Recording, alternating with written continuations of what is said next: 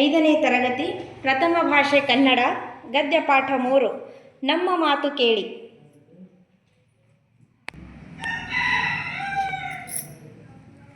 ಒಂದಾನೊಂದು ಕಾಡು, ಅಲ್ಲಿ ಬಗೆ ಬಗೆಯ ಪ್ರಾಣಿಗಳು ವಾಸವಾಗಿದ್ದವು. ಆನೆಯು ಆ ಕಾಡಿನ ಅಧಿಪತಿಯಾಗಿತ್ತು. ಆಗಾಗ ಸಭೆ ಕರೆದು ಅವುಗಳ ಕ್ಷೇಮ ಸಮಾಚಾರವನ್ನು ವಿಚಾರಿಸುತ್ತಿತ್ತು. ಊರಿನಲ್ಲಿರುವ ಪ್ರಾಣಿಗಳೊಂದಿಗೂ ಸ್ನೇಹವನ್ನು ಬೆಳೆಸಿತ್ತು.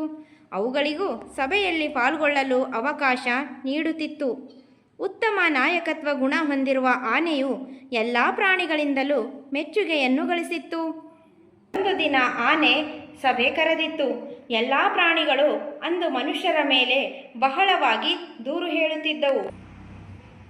ಮಾನವನಿಂದ ಆಗುತ್ತಿರುವ ತೊಂದರೆ ಹಾಗೂ ಪರಿಹಾರ ಕುರಿತು ಚರ್ಚಿಸಿದ್ದವು. ಮನುಷ್ಯನಿಗೆ ತಿಳಿ ಹೇಳಲು ಫಲಕದಲ್ಲಿ ವಿವರ ಬರೆದು ತರಲು ಆನೆಯು ಪ್ರಾಣಿಗಳಿಗೆ ಸೂಚನೆ ನೀಡಿತ್ತು. ಅದರಂತೆ ಪ್ರಾಣಿಗಳು ಈ ದಿನದ ಸಭೆಗೆ ಸಿದ್ಧವಾಗಿ ಬಂದಿದ್ದವು.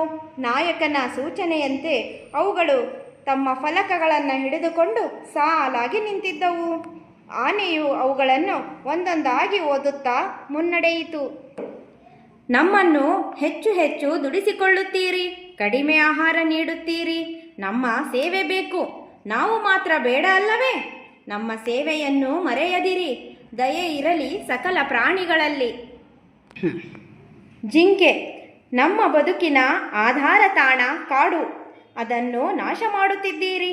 ನಮಗೆ ತಿನ್ನಲು ಹುಲ್ಲಿಲ್ಲ, ಮಲಗಲು ಮರದ ನೆರಳಿಲ್ಲ. ಕಾಡು ನಿಮಗೂ ಬೇಕು, ನಮಗೂ ಬೇಕು. ನಮ್ಮನ್ನು ಉಳಿಸಿರಿ, ನೀವು ಉಳಿಯಿರಿ. ಆಮೆ, ನೀರು ಅಮೂಲ್ಯ ಸಂಪತ್ತು, ಅದನ್ನು ಹಾಳು ಮಾಡುತ್ತಿದ್ದೀರಿ. ಕಸ ಕಡ್ಡಿ ಹಾಕಿ ಕಲ್ಮಶಗೊಳಿಸುತ್ತಿದ್ದೀರಿ. ನಮಗೆ ನೀರಿನಲ್ಲಿರಲು ಕಷ್ಟವಾಗುತ್ತಿದೆ. ನೀರು ನಮ್ಮೆಲ್ಲರ ಜೀವ. ನೀರನ್ನು ದುರ್ಬಳಕೆ ಮಾಡಬೇಡಿ, ಕಲುಷಿತಗೊಳಿಸಬೇಡಿ. ಎಲ್ಲವನ್ನು ನೀವೇ ತಿನ್ನುತ್ತೀರಿ, ತಿಂದು ಹೆಚ್ಚಾಗಿ ಹಾಳು ಮಾಡುತ್ತೀರಿ. ನಮ್ಮ ಹೊಟ್ಟೆ ಹಸಿವಿನ ಬಗ್ಗೆ ನೀವು ಗಮನಿಸುವುದಿಲ್ಲ, ನಮಗೇನೂ ಉಳಿಸುವುದಿಲ್ಲ. ನೀವು ತಿನ್ನಿ, ನಮಗೂ ತಿನ್ನಲು ಬಿಡಿ. ಮಂಗ, ನಮಗೂ ಶಾಂತಿ ನೆಮ್ಮದಿ ಬೇಕು. ನೋವಿನಲ್ಲೂ ನಲಿವಿನಲ್ಲೂ ಪಟಾಕಿ ಸಿಡಿಸುತ್ತೀರಿ.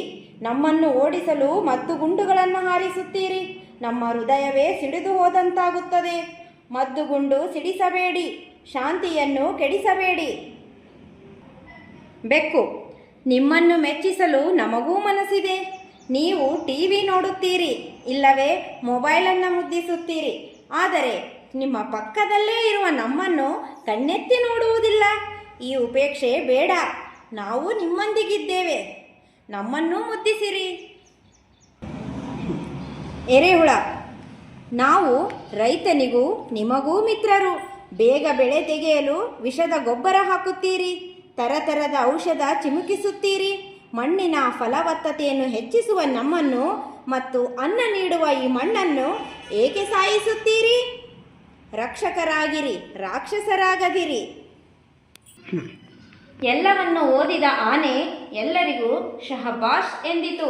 ಚೆನ್ನಾಗಿ ಬರೆದಿದ್ದೀರಿ, ಸ್ವಲ್ಪ ಖಾರವಾಯಿತಲ್ಲವೇ? ಎಲ್ಲ ಮನುಷ್ಯರು ಕೆಟ್ಟವರಲ್ಲ. ಎಲ್ಲರ ಕುರಿತಾಗಿಯೂ ಈ ರೀತಿಯ ಆಕ್ರೋಶ ಸಲ್ಲದು. ಇರಲಿ, ಇವುಗಳನ್ನು ಇನ್ನೊಮ್ಮೆ ಪರಿಶೀಲಿಸಿ ಚರ್ಚಿಸೋಣ.